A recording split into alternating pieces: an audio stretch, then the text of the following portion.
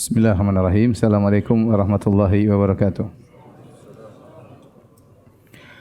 Alhamdulillahi ala ihsanih wa syukru lahu ala taufiqihi wa amtinanih. Wa asyhadu an la ilaha illallah wahdahu la syarika lahu ta'ziman li sya'nih.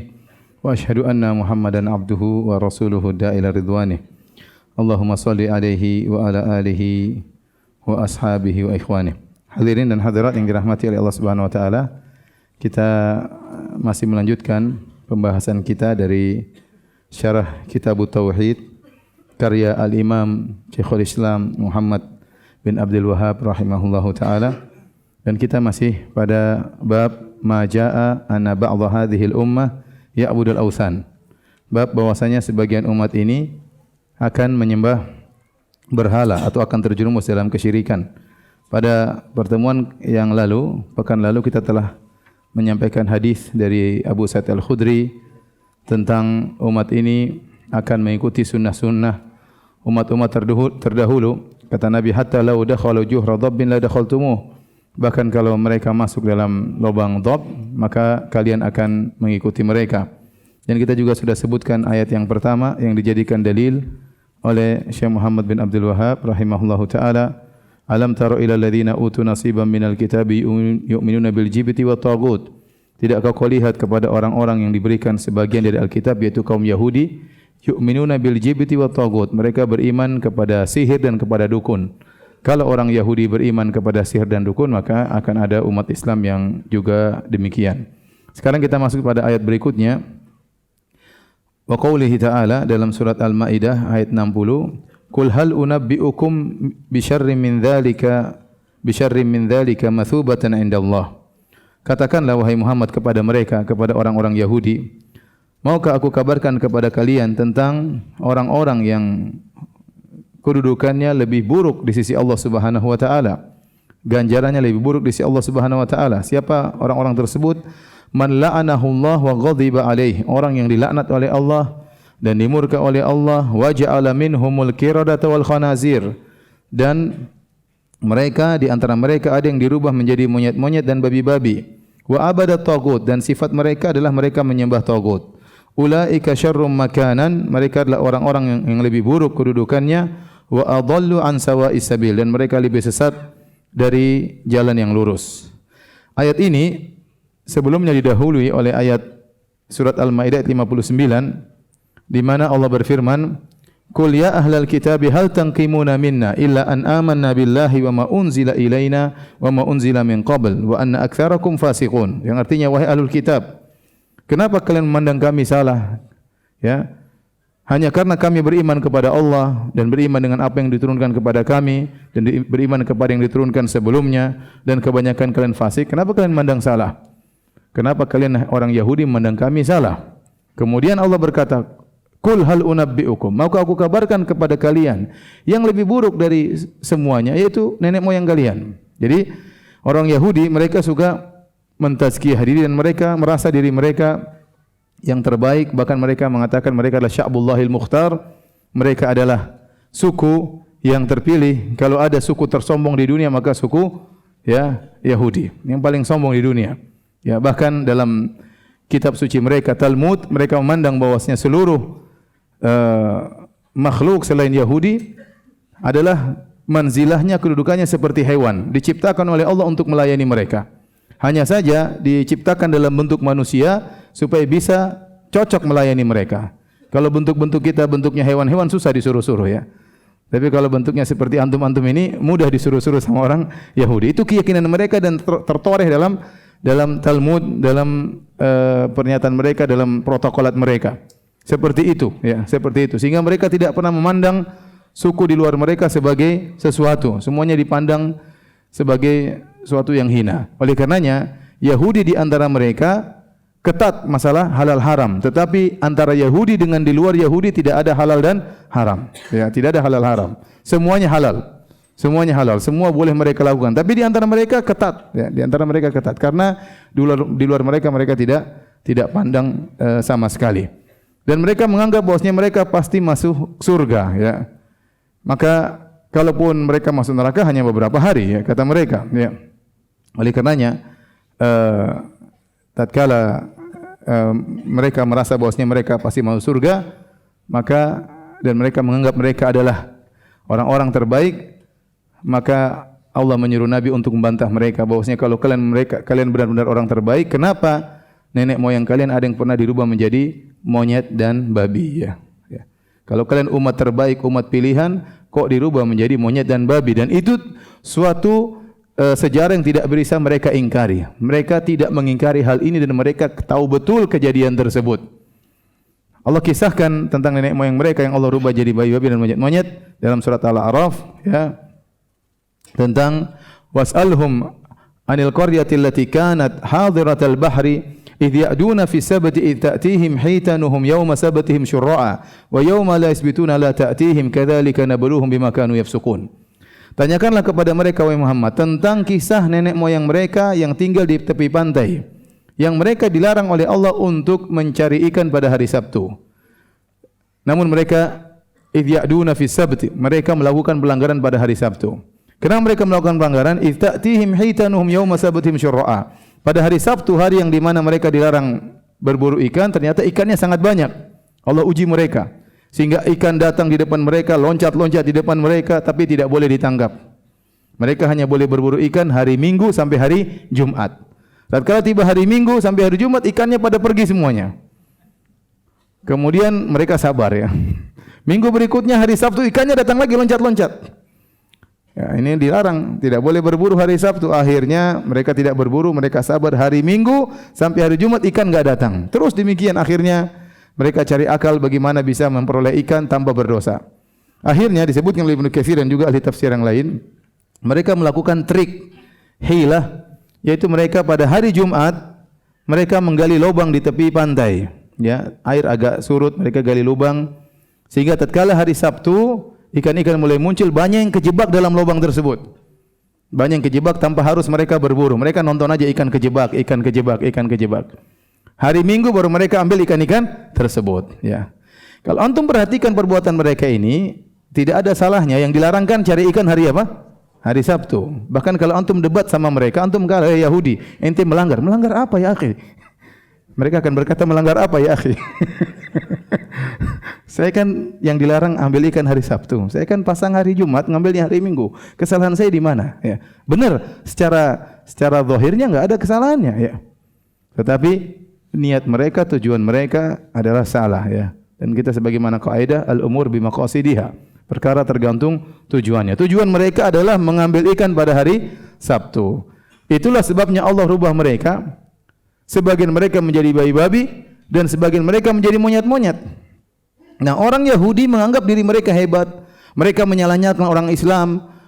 Ya ahlal kitab, hal tanqimuna minna? Maka katakanlah wahai orang ahlul kitab, apa kalian menyalah-nyalahkan kami? Kalian merasa diri kalian lebih hebat.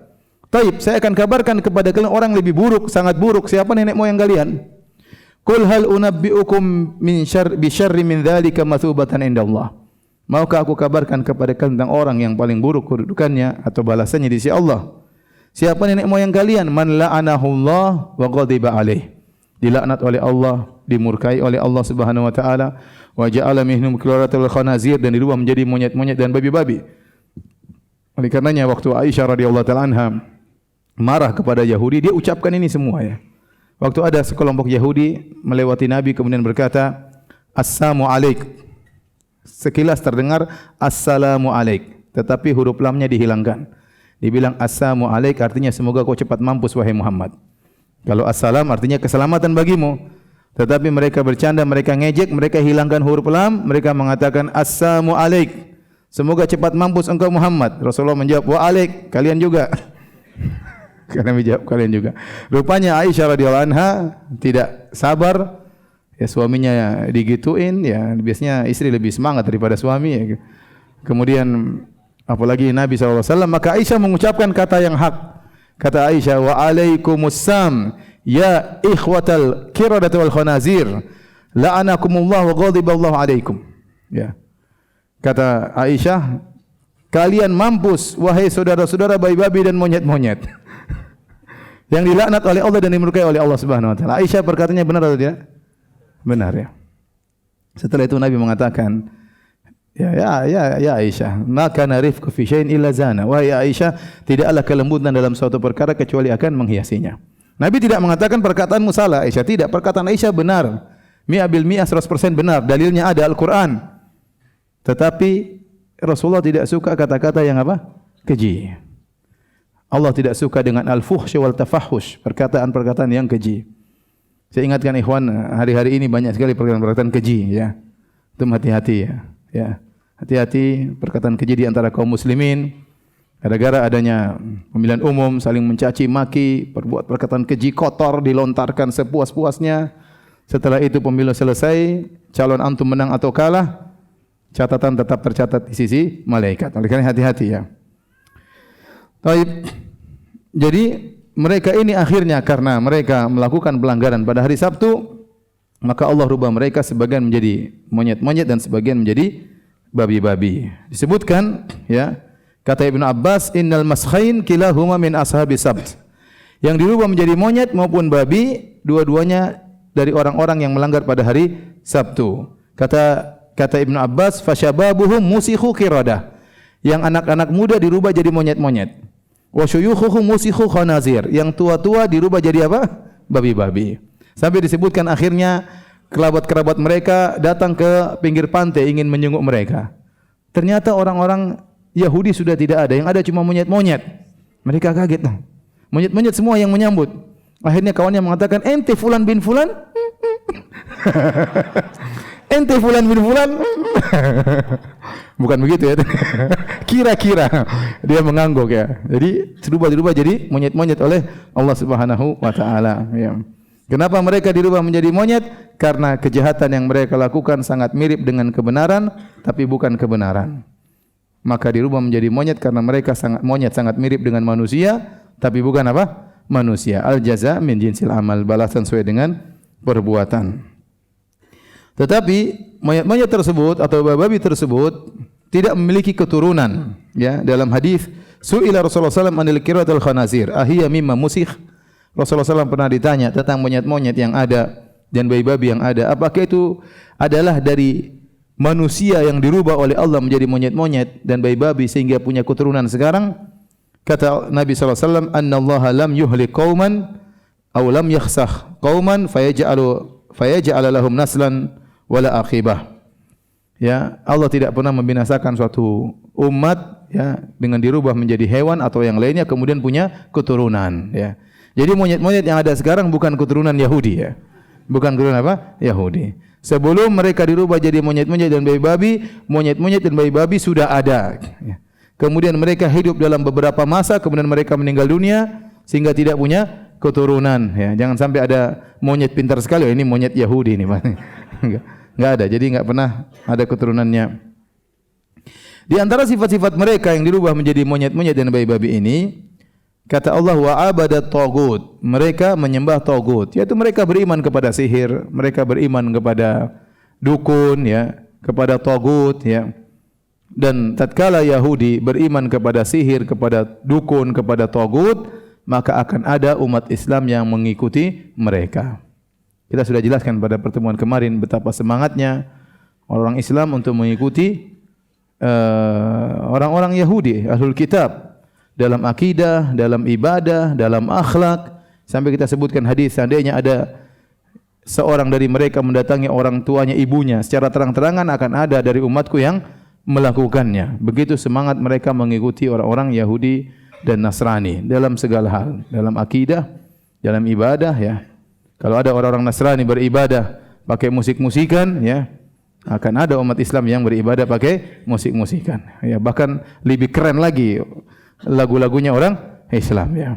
Saya lihat beberapa waktu yang silam ada orang nyanyi pakai gitar, rambutnya berwarna-warni, astaghfirullah jeng jeng jeng, wah keren, wah jeng jeng jeng jeng. Masya Allah, metal istighfar ya. Ini ya pemandangan yang sangat menyedihkan ya. Ya. Pemandangan yang sangat menyedihkan ya. Kemudian ada nada dan dakwah kemudian seperti itu, yang hadir laki-laki perempuan campur sana sini, entah kemudian sampai malam joget-joget. Apakah itu dari Islam ya? Ini bentuk tasyabuh kepada orang-orang Nasara ya. Baik. Kita lanjutkan. Ayat berikutnya wa qaulihi ta'ala, ayat yang dijadikan dalil oleh Muhammad bin Abdul Wahhab rahimahullahu taala. Firman Allah, wa qala alladziina ghalabu ala amrihim lanattakhidanna 'alaihim masjida. Dan berkatalah orang-orang yang menguasai urusan mereka, kami akan menjadikan kuburan mereka sebagai masjid. Ini kisah tentang Ashabul Kahfi. Ya, Ashabul Kahfi yang kata Allah Subhanahu wa taala, wa labithu fi kahfihim 300 sinina wasdadu tis'a. Mereka tidur dalam goa tersebut selama 309 tahun. Mereka tidur 300 tahun sesuai dengan tahun Masehi. Kalau dikonversikan ke tahun Hijriyah menjadi 309 tahun. 100 tahun Masehi sama dengan 103 tahun Hijriyah. 200 tahun Masehi sama dengan 206 tahun Hijriyah. 300 tahun Masehi sama dengan 309 Hijriyah. Ya, jadi kisahnya mereka terjadi di zaman orang-orang Nasara terdahulu, di zaman dahulu kala orang Nasara yang mereka menggunakan penanggalan Masehi. Kemudian Allah menceritakan kisah ini kepada Nabi sallallahu alaihi wasallam, Allah konversikan dengan tahun Hijriyah menjadi 309 tahun. Adapun kisahnya, kisah yang masyhur dalam surat Al-Kahfi, tatkala ada 7 anak muda yang mereka beriman, innahum fityatun amanu bi rabbihim. Mereka adalah anak muda yang beriman kepada Rabb mereka.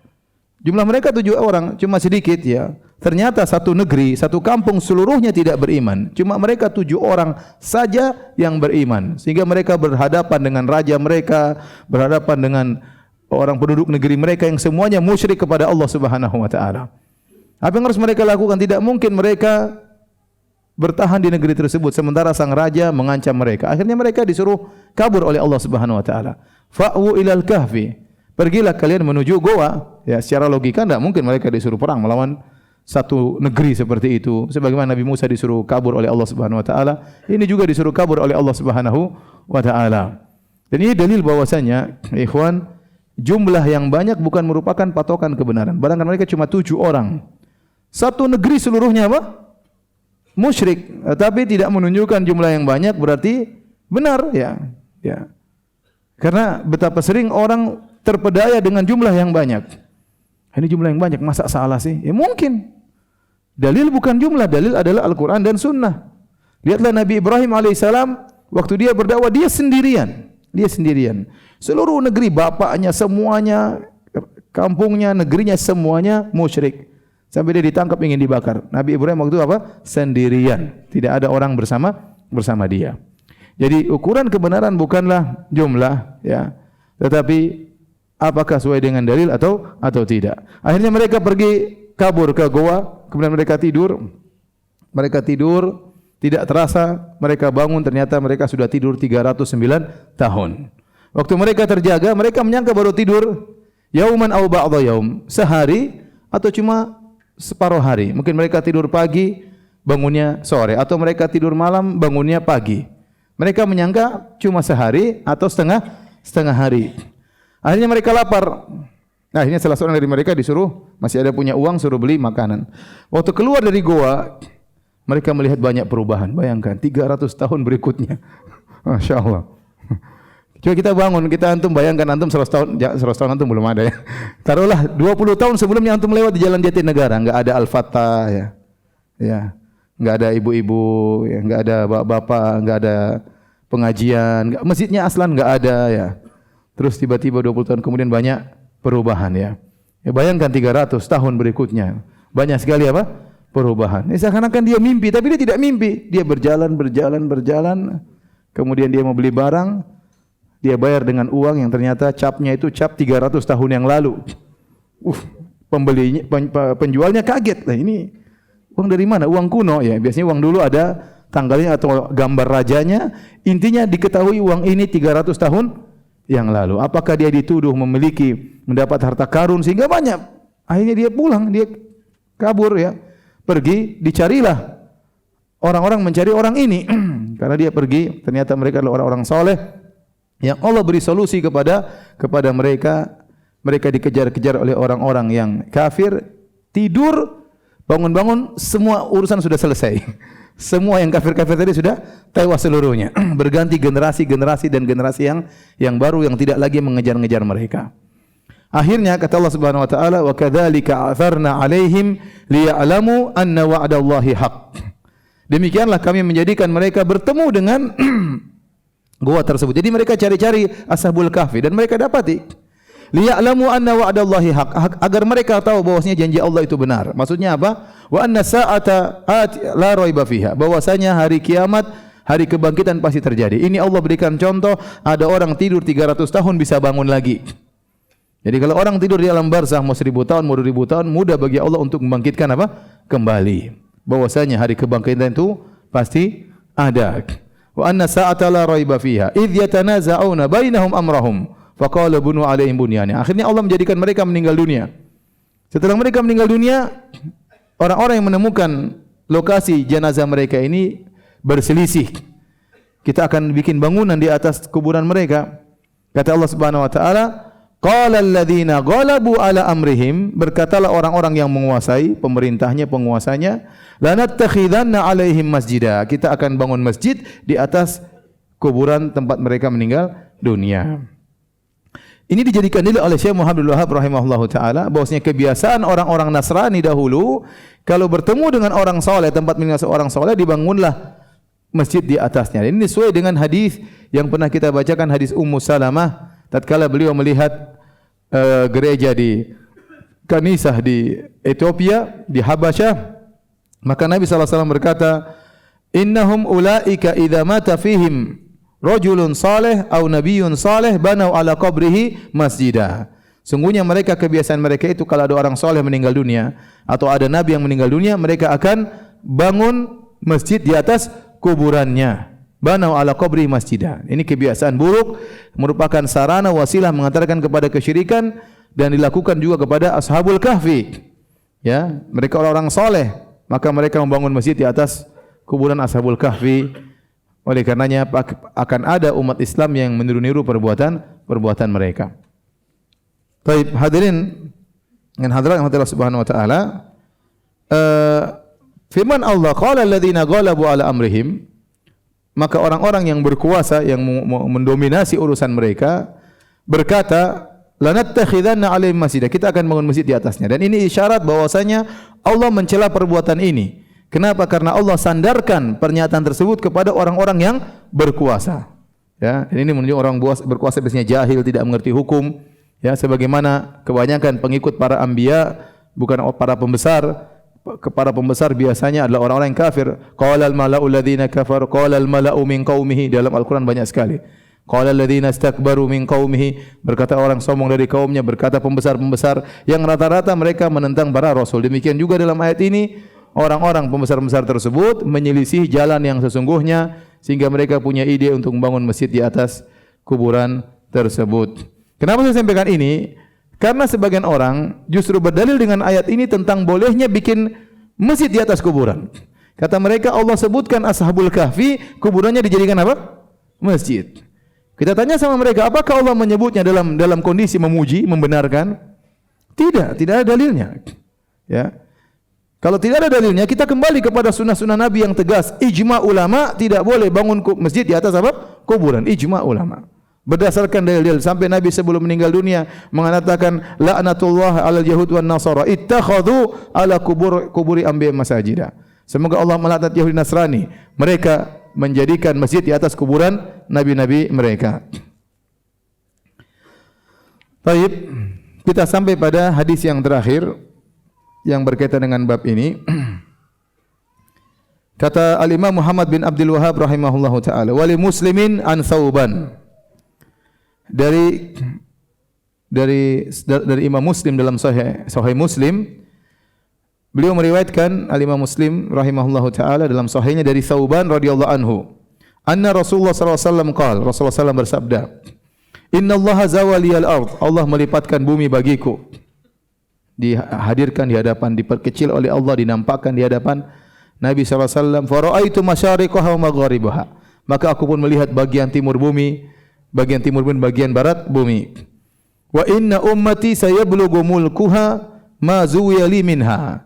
Kata Nabi SAW bahwasanya umatku akan sampai kekuasaannya sesuai dengan apa yang dibentangkan bagiku. Jadi Allah membentangkan Nabi ya bagian timur bumi dan bagian barat bumi, itu bagian timur jazirah dan bagian barat jaziratul Arabiyah.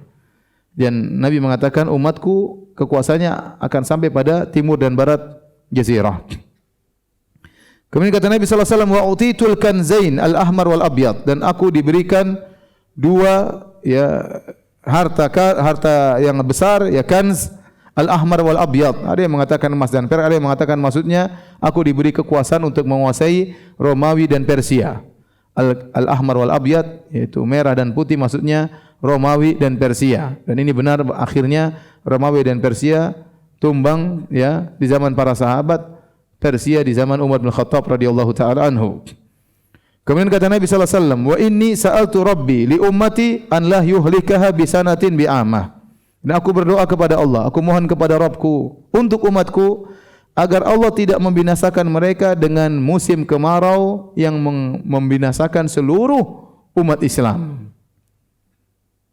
Ini permintaan pertama. Jangan sampai mereka ditimpa dengan musim kering, musim kemarau yang membinasakan seluruh umat Islam. Wa alla yusallitu alaihim aduwan min siwa anfusihim, dan jangan sampai mereka dikuasai oleh musuh dari non-muslim yang menguasai mereka, fayastabiha baydatahum, kemudian menghabisi mereka secara total seluruhnya. Ini permintaan Nabi dua. Wa inna rabbi qal, dan bahwasanya Rabbku berkata, ya Muhammad, inni idza qadaitu qadaan fa innahu la yurad. Ya Muhammad, sungguhnya kalau aku sudah memutuskan suatu perkara maka tidak akan tertolak. Wa inni a'taituka li ummatika alla uhlikahum bisanatin ammah. Ketahuilah aku telah kabulkan permintaanmu. Aku tidak akan membinasakan umatmu dengan musim kemarau yang membinasakan mereka seluruhnya. Oleh karenanya tidak akan ada musim kemarau yang menimpa seluruh umat Islam seluruhnya. Ada musim kemarau menimpa sebagian umat Islam di sebagian bumi yang lain, di sebagian bumi yang lain apa? Tidak. Ya. Mungkin ada dari antara mereka meninggal dunia karena musim kemarau di sebagian bumi yang lain, di tempat bumi yang lain mereka musim yang hijau, musim hujan dan yang lainnya. Jadi tidak akan ada. Kita ingat Nabi berbicara ini tatkala kaum muslimin masih sedikit. Masih berapa ribu waktu itu. Nabi tidak ingin seluruh kaum muslimin terkena musim kemarau kemudian meninggal dunia seluruhnya sehingga Islam hilang. Ya, tapi kalau sekarang umat Islam sudah di mana-mana ya. Ada yang di tempat yang susah air, ada tempat yang kebanyakan air, ada tempat yang hijau, ada tempat yang kering. Kemudian Allah juga berkata, wa an la usallitu alaihim aduwan min siwa anfusihim yastabihu baylatahum. Dan aku tidak akan menjadikan musuh mereka dari non-muslim menguasai mereka yang akhirnya membinasakan mereka seluruhnya. Memang benar sebagian orang Islam akan dikuasai oleh sebagian orang kafir, mungkin dibunuh oleh orang kafir. Tapi kalau orang kafir menguasai seluruh orang Islam, dia habisi secara total, ini tidak akan pernah terjadi. Telah terjadi peperangan, terjadi perang salib di berbagai tempat. Kaum muslimin dibunuh dalam perang salib tersebut di Andalus atau di tempat yang lainnya, tapi tetap saja tidak bisa habis secara total. Benar Tatar pernah memerangi Baghdad, ya. Kemudian sampai tahun sekitar abad ke-7 ya. Kemudian mereka masuk dalam Baghdad, mereka membunuh sekitar 2 juta manusia di zaman tersebut. Ya, sekitar 2 juta manusia. Itu jumlah yang sangat besar zaman sekarang, apalagi zaman dahulu. Orang Islam dibunuh akibat pengkhianatan Ibnu Al-Qami Rafidhi. Ya, tetapi tetap saja ada orang Islam yang bertahan. Bahkan kata Allah, walau ijtama alaihi man bi aqtariha aw qala man baina aqtariha. Bahkan kalau seluruh orang kafir satu dunia dari ujung sampai ujung semua bersatu padu untuk menghabisi kaum muslimin, mereka tidak bakalan mampu, kata Allah Subhanahu wa taala. Hatta yakuna ba'dhum yuhliku ba'dhan. Adapun kalau sebagian mereka saling bunuh di antara mereka, itulah yang terjadi. Wa yasbi ba'dhum ba'dha, sampai di antara mereka menawan sebagian yang lain. Ini terjadi juga di dunia Islam. Pertikaian di antara sesama kaum muslimin yang sama-sama Islam, ya.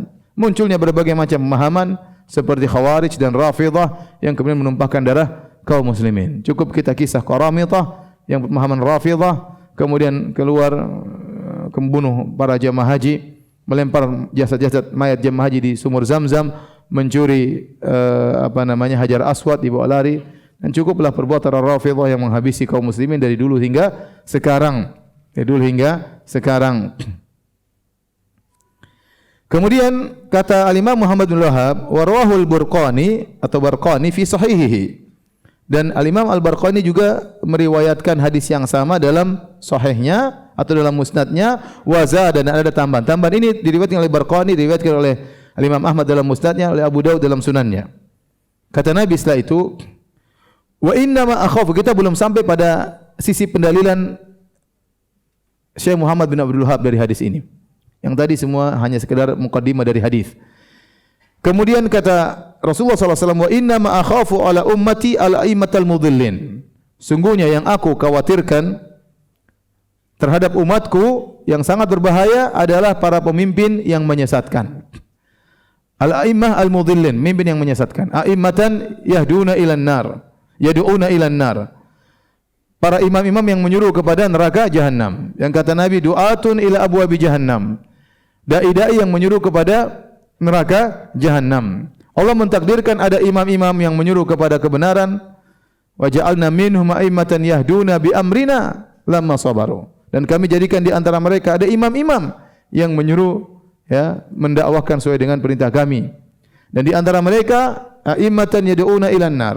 Imam-imam yang menyuruh kepada neraka jahannam. Ini sudah takdir Allah Subhanahu wa taala. Dan ini yang paling berbahaya, imam-imam yang menyuruh kepada kesesatan. Para ulama mengatakan imam-imam yang menyesatkan ini ada dua model.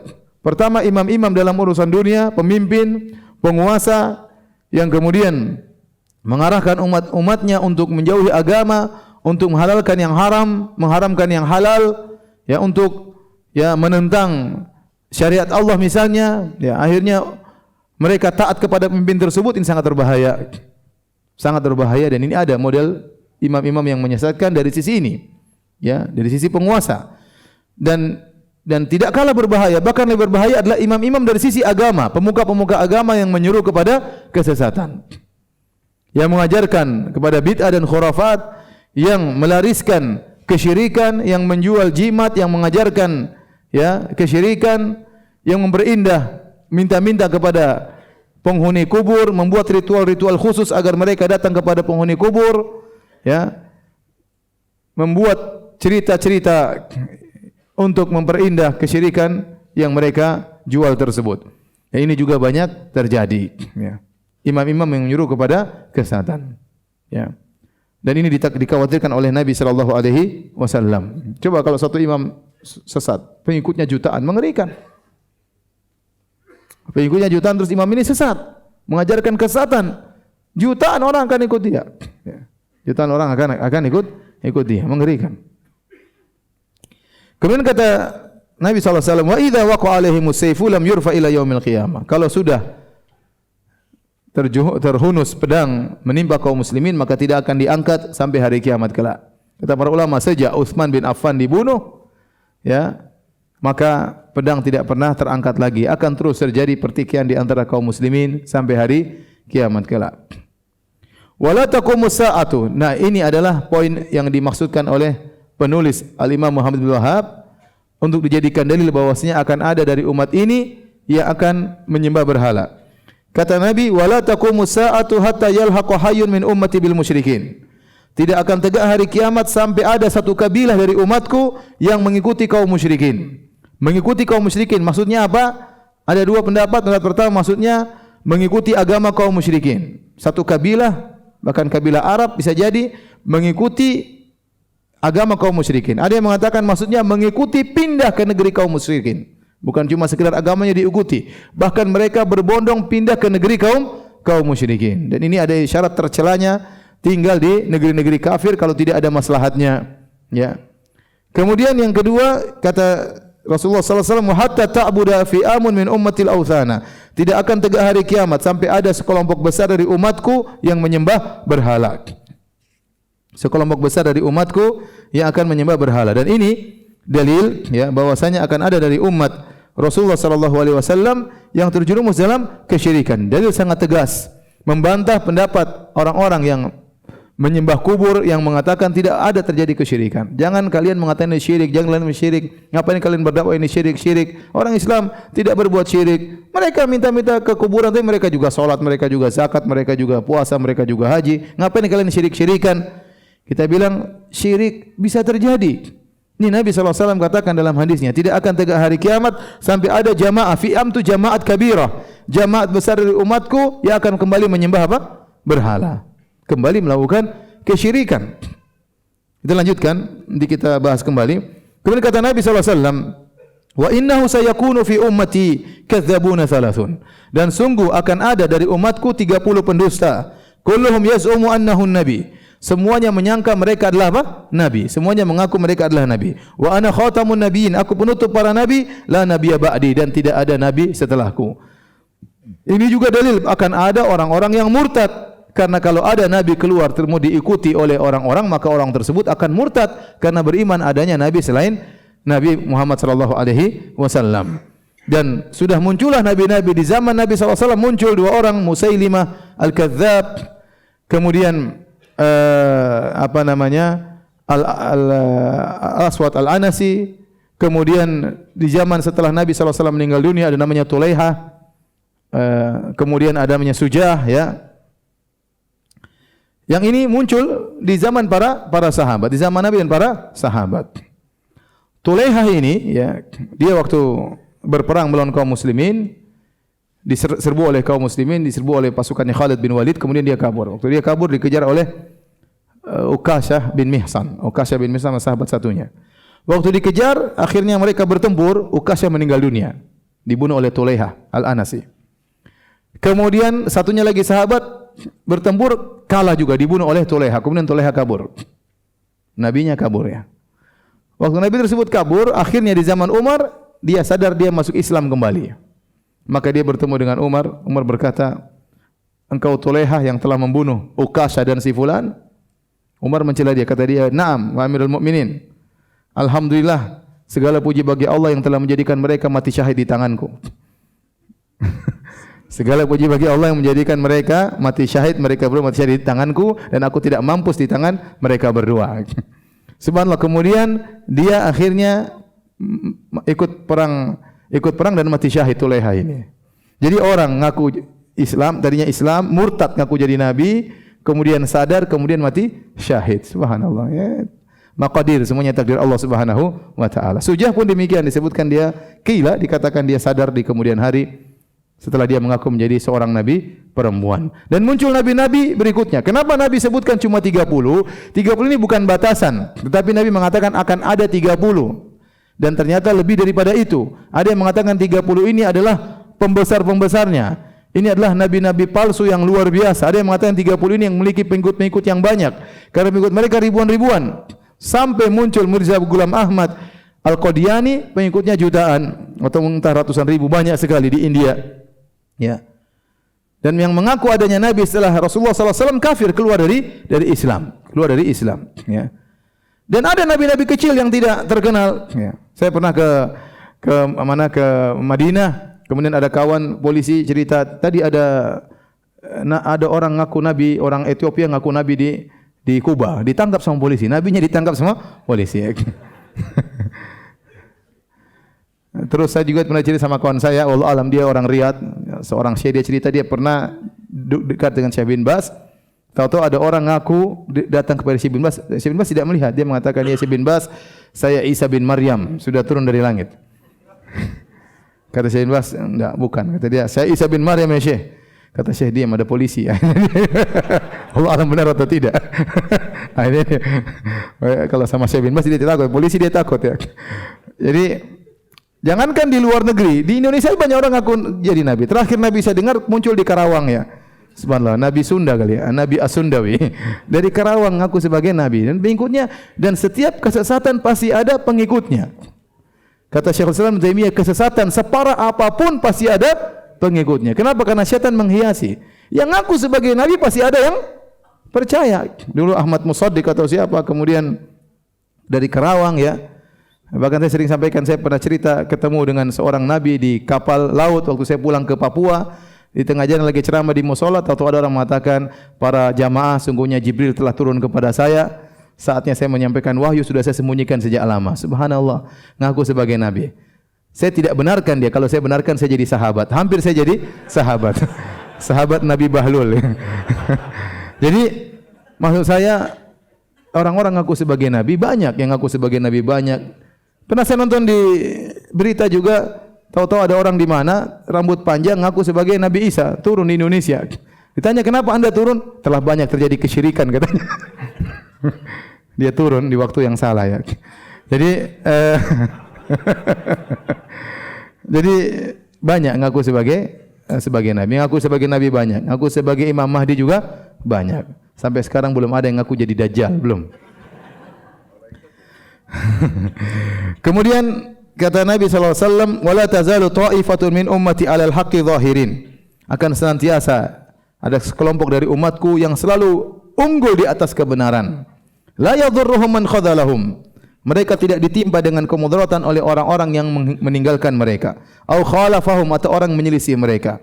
Hatta ya'ti amrullahi tabaraka wa ta'ala. Dan demikian perkara mereka sampai datang keputusan Allah Subhanahu wa taala. Ini kabar gembira bahwasanya orang-orang di atas kebenaran pasti akan terus ada, meskipun mereka taifah, sekelompok, apakah banyak apa sedikit, tetap mereka di atas kebenaran memperjuangkan hak, ya, tidak peduli orang-orang meninggalkan mereka dari kaum muslimin yang lain atau orang-orang menyelisih mereka, mereka tetap unggul dalam apa? Al-haq. Itulah yang disebut dengan taifah al-mansurah atau firqatun najiyah, golongan yang selamat, ya, atau taifah al-mansurah, taifah kelompok yang akan ditolong oleh Allah Subhanahu wa taala.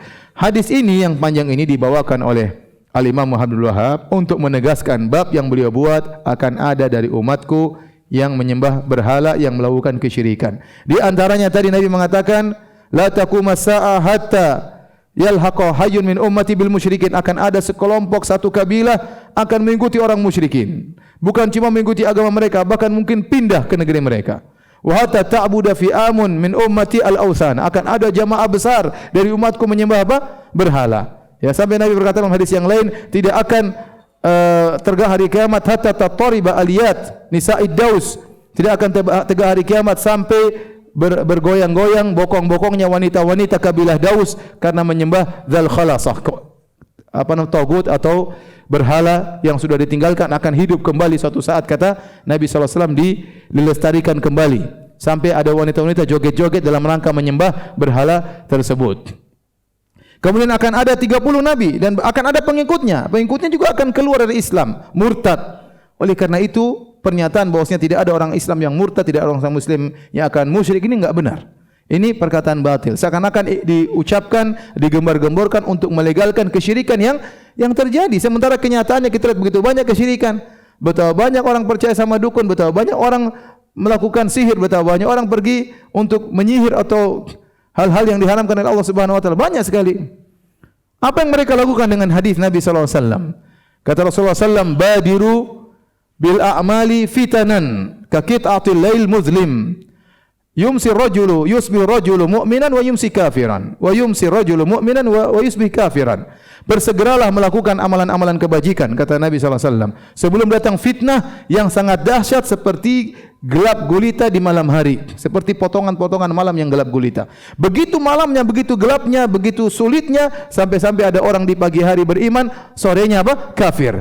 Di sore hari beriman dan paginya kafir. Ini itu bisa terjadi zaman sekarang. Orang membuka internet, baca-baca, tadinya dia beriman, rajin sholat, tahu-tahu baca perkataan orang-orang liberal, tahu-tahu perkataan orang ateis, tahu-tahu dia ragu dengan Tuhan. Dalam waktu cuma beberapa menit atau 1 jam, 2 jam, dia langsung kufur kepada Allah. Pagi beriman, sore apa? Kafir. Tadi pagi masih sholat, sore sudah tinggalkan sholat. Yang terjadi, orang-orang tidak mau lagi puasa, tidak mau sholat, kena syubhat-syubhat orang ateis. Betapa banyak orang baca perkataan orang-orang liberal, akhirnya menganggap bahwasanya syariat Islam sudah tidak bisa dipakai lagi di zaman sekarang. Bahkan tidak boleh dipakai lagi zaman sekarang. Tiba-tiba syahadatnya batal. Betapa banyak orang baca perkataan orang liberal, tahu mereka mengatakan bahwasanya bukan cuma umat Islam mau surga, semua umat beragama juga akan masuk surga. Maka saat itu syahadahnya batal. Kemudian ada orang mengatakan tidak mungkin ada orang Islam yang apa? Murtad atau musyrik. Ini adalah perkataan yang sangat batil. Dan saya katakan di zaman sekarang sungguh benar hadis Nabi tersebut tadi. Seorang di pagi hari masih beriman, sore hari bisa apa? Kafir. Waliyadzubillah. Demikian saja. kita telah selesai, nanti habis azan kita buka tanya jawab. Allah alam bisawab. Ini ada pertanyaan, bagaimana cara berobat bila terkena sihir? Kalau seorang terkena sihir, maka dia berobat, di antaranya berdoa kepada Allah, kedua dengan ruqyah, meruqyah dirinya sendiri atau orang lain yang meruqyahnya, keluarganya atau orang lain yang meruqyahnya. InsyaAllah bab berikutnya kita sudah akan masuk dalam bab sihir. Bab minggu depan insyaAllah kita akan masuk dalam pembahasan masalah sihir. Ini penting ya, karena Indonesia banyak sekali tukang sihir ya. Nenek sihir maupun kakek sihir banyak. Apabila di akhir zaman ada sebagian umat Nabi SAW yang akan menyembah berhala, apakah berarti Allah telah mentakdirkan mereka untuk menjadi musyrik dan ditakdirkan untuk menjadi ahli neraka? Semua sudah ditakdirkan ya. Semua penghuni surga, penghuni neraka, semua sudah ditakdirkan oleh Allah Subhanahu wa taala. Namun tidak ada yang tahu takdirnya. Maka seorang tidak perlu memikirkan apa takdir saya, tapi yang dia pikirkan bagaimana dia bisa beramal saleh, dan itu ada hikmahnya. Kalau orang tidak tahu takdirnya, maka tatkala dia beramal saleh dia tidak ujub. Dia tidak ujub karena dia tidak tahu bagaimana ujungnya. Betapa banyak orang yang berubah ya, banyak terjadi orang berubah. Ya, kata Nabi, inna ahadakum la ya'malu bi amali ahlil jannah. Ya, kata Nabi, sungguh salah seorang dari kalian benar-benar melakukan amalan-amalan penghuni surga sampai jarak dia dengan surganya tinggal zira, tinggal sehasta. Fa yasbiqu alaihil kitab, maka kedahuluan takdir. Fa ya'malu bi amali ahlin nar, di akhir hayatnya dia beramal dengan amalan penghuni neraka. Fa yadkhuluha, kemudian dia masuk neraka jahanam. Dan sebaliknya ada orang yang beramal dengan amalan penghuni neraka jahanam, hampir masuk neraka, ternyata mentakdirkan dia masuk surga, maka di akhir hayatnya dia beramal dengan amalan kebajikan. Seperti tadi kita contohkan Tulaihah, ya, ngaku nabi ya. Jelas ini neraka paling bawah ini. Neraka, tapi kemudian tiba-tiba mati syahid ya. Maka seorang tidak tahu takdirnya apa, dan semoga tidak ditakdirkan meninggal dalam kondisi musyrik ya. Waliyadzubillah. Tapi dia berusaha melakukan amal saleh. Barang saya melakukan amal saleh ya, maka dia akan dimudahkan masuk surga ya. Kita hanya menjalankan dan berusaha.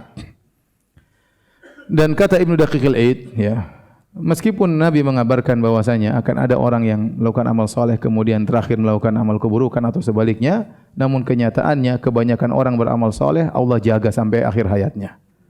Kebanyakannya demikian.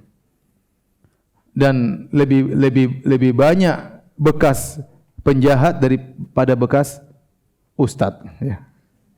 Artinya lebih banyak bekas orang buruk daripada bekas orang saleh ya. Oleh karena seorang berhusnudzon kepada Allah Subhanahu wa taala, kalau dia sudah melakukan amal kebajikan, dia meminta kepada Allah agar dia bisa istiqamah. Tetapi tadi di antara kita tidak tahu tentang hakikat takdir, kita tidak ujub tatkala kita melakukan amal saleh. Jangan kita sombong, jangan kita bangga. Demikian juga kalau kita tertimpa musibah, kita tidak terlalu bersedih karena kita tahu semua sudah ditakdirkan. Itulah tujuan kita belajar takdir.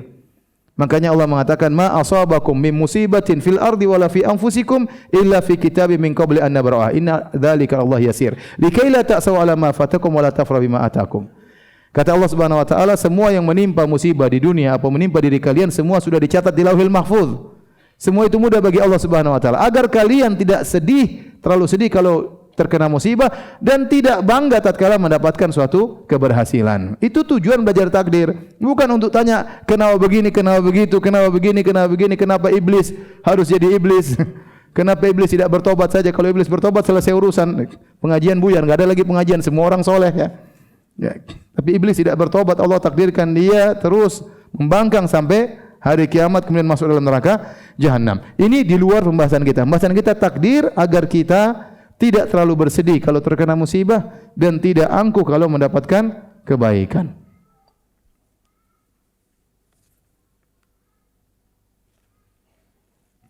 Apakah benar Ustaz makam Imam Syafi'i ditinggikan? Saya lihat di Google. Bagaimana ceritanya? Wallahu alam bagaimana ceritanya. Tetapi benar, saya baca dari perkataan, saya tidak pernah lihat langsung, mungkin benar, tapi perkataan Ibnu Hajar Al-Haytami, seorang ulama besar di mazhab Syafi'i, ya, beliau mengatakan seharusnya pemerintah meratakan kubah yang dibangun di atas kuburannya Imam Syafi'i. Ada dalam fatwanya dia menyebutkan ini tidak diperbolehkan. Seakan-akan memang benar kuburannya di apa? Ditinggikan. Wallahu a'lam bishawab.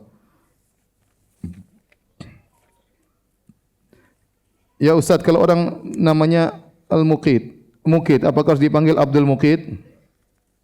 Iya, kalau orang namanya dengan ta'bid, Abdul Muqit, Abdul Muhaimin, ya, Abdul Raqib misalnya, maka hendaknya dipanggil dengan lengkap, ya. Itu lebih afdal karena menunjukkan namanya ada peribadatan kepada Allah Subhanahu wa taala. Dan kebiasaan orang-orang Arab yang setahu saya di Arab Saudi, bukan Arab sini ya, di Arab Saudi, orang-orang Arab kalau manggil nama lengkap. Mereka tidak pernah menyingkat nama orang, meskipun namanya berat. Abdul Muhaimin, itu berat atau tidak? Berat. Tetapi anak-anak memanggil di antara mereka, ya Abdul Muhaimin, lengkap. Anak saya selalu dipanggil, ya Abdul Muhsin. Tidak ada yang panggil Muhsin, enggak ada. Apalagi Ucin, Cin, enggak ada. Enggak ada. Tapi di Indonesia semuanya disingkat. Itu jadi masalah ya. Ya, semuanya disingkat. Nama panjang-panjang, waktu manggil pelit ya. Muhammad, Abdullah, Abdul Raqib, Masya Allah. Nama panjang ya. Panggilnya Kip. Selesai ya. Ya, seperti itu. Saya punya kawan namanya Tri Raharjo Tovan Nusantara. 4 nama buat dia sendiri. Tri Raharjo Tovan, panggilnya Pan. Oleh karenanya, kalau kita punya anak namanya ada ta'bidnya, panggil dia secara lengkap. Anak saya pertama Abdul Muhsin, anak yang kelima Abdul Razak. Saya sudah salah sejak awal ya. Anak saya panggil, ya nama-nama panggil Ucin, sekarang orang panggil Ucin. Sampai orang panggil saya Abu Ucin, subhanallah. Abu Ucin. Ya karena anaknya namanya siapa? Ucin, padahal namanya Abdul Muhsin. Saya panggil dia sampai sekarang Ucin. Salah ya, qadarullah. Abdul Razak anak saya yang kelima, saya enggak pernah singkat. Sampai sekarang saya panggil apa? Abdul Razak. Kakak-kakaknya semua panggil apa? Abdul Razak. Enggak ada yang panggil Jak, ojek, enggak ada. Semuanya panggil Abdul Razak lengkap. Oleh karenanya kita biasakan kalau kita punya anak namanya Abdul Muqit, kita panggil lengkap Abdul Muqit. Jangan dipanggil Kit, jangan ya. Panggil yang lengkap, itu lebih baik, menunjukkan ta'bid kepada Allah Subhanahu wa taala. Demikian saja. Wabillahi taufiq wal hidayah. Assalamualaikum warahmatullahi wabarakatuh.